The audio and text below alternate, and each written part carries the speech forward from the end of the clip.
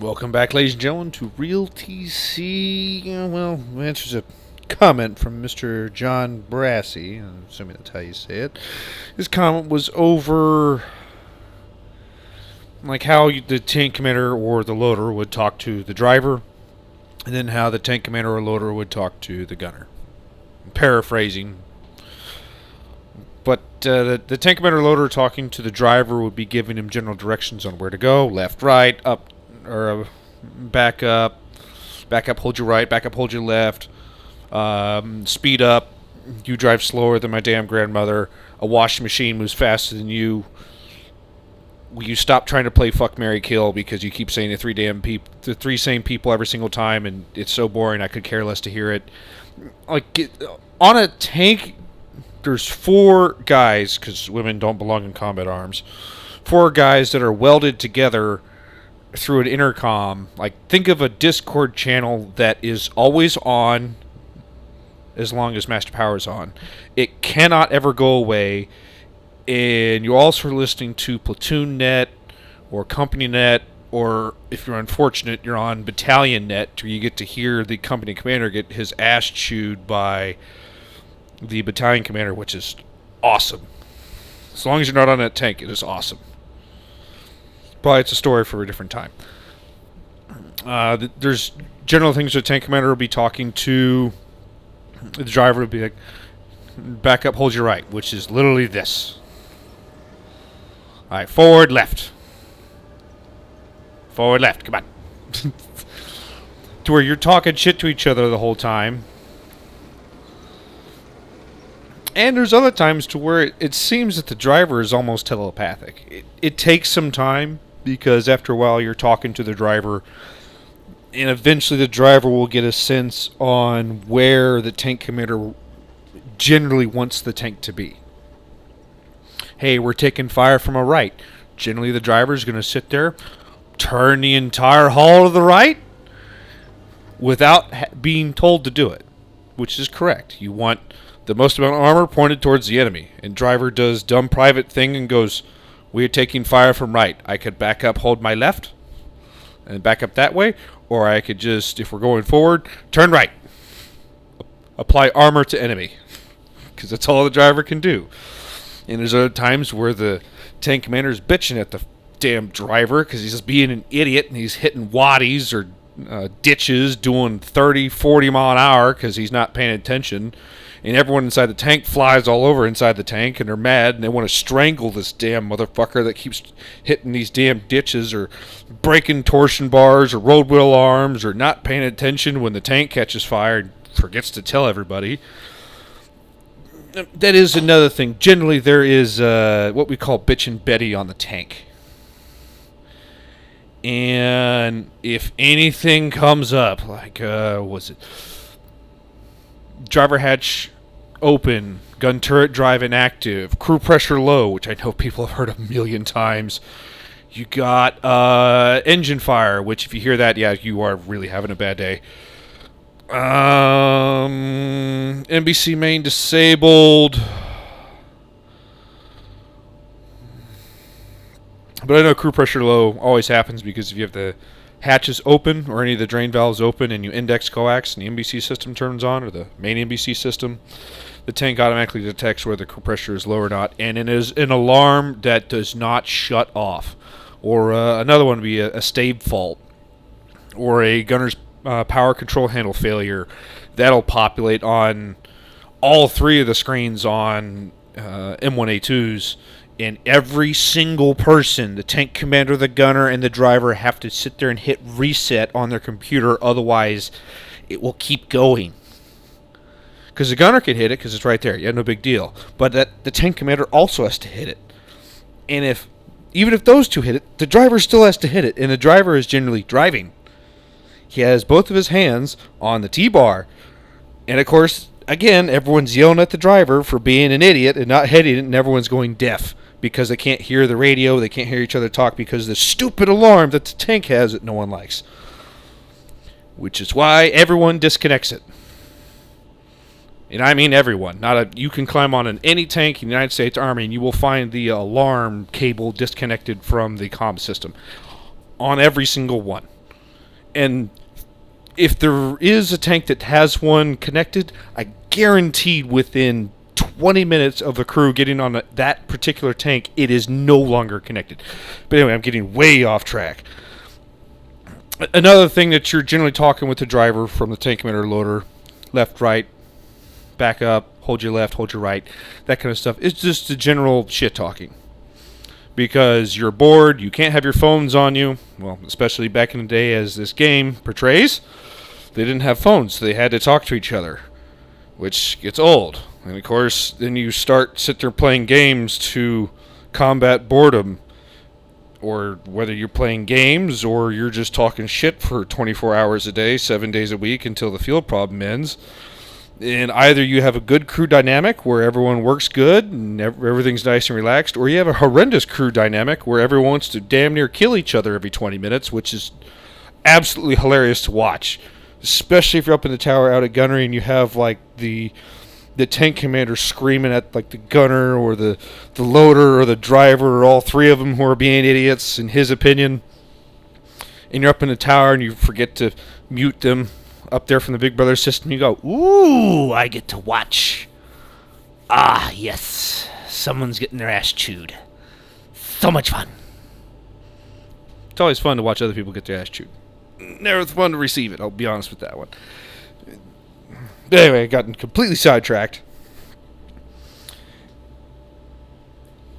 Another one would be, don't hit that waddy, stop, fucking, or stop, like stop, and then there's fucking stop. I swear to God, if you turn left or right and we go off this cliff, I'm going to kill you before we hit the ground. Let's see, don't make me eat the 50 cal. I'm going to put this coffee on the GPS, and if you make it spill on this absolutely flat road, I'm going to beat the shit out of you. And that's when you're teaching new drivers.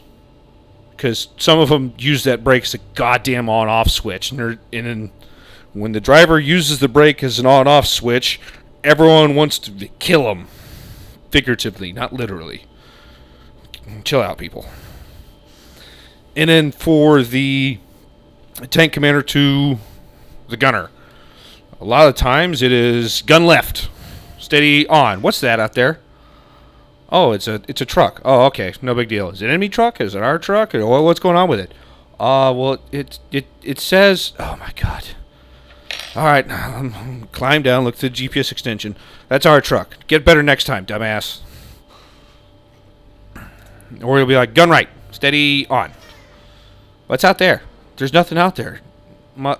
Man, I can see something out there through my nods. There's something out there. No, there isn't. Okay, whatever. Or I'll ask the crew, hey, driver, you need water. Gunner, you need water, because the gunner seat on an M1 is miserable. What was it? So the last gunner I shot, February 2022. So February in Fort Bliss, Texas, where it was 20 degrees outside. I was down in the gunner's seat with just my Nomex and my coverall, my fire retardant coveralls, the fire retardant balaclava, the CVC, the gloves, boots, and a chicken vest, which is like the soft armor for tankers. That was it. That's all I had on me, and I was still sweating. The gunner's seat on an M1, especially the SEP V2s and the SEP V3s, is so hot that even when it's 20 degrees outside, you are dying from the heat. Driver station's not much better. Of course, depending on if it's really cold, the driver is suffering because that armor underneath your boots, where your boots sit towards the front of the tank, oh, they never warm up. And you're literally trying to use the brake on the tank with like boards for feet, and you're attempting to have finesse with the brake, in which you have none because you can't feel your feet. Even though the rest of you could be sweating from the heater that's right beside your left ear, your feet are literally icicles, and they're useless.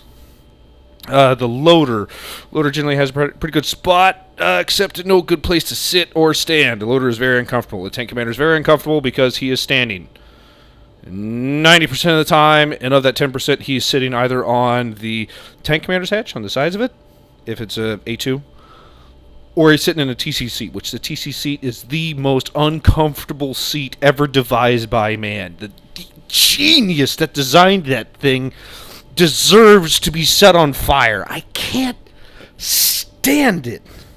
And somehow there's people that are bigger and taller than me that are completely fine with it. And I get in it and I go, how the hell do you make this comfortable?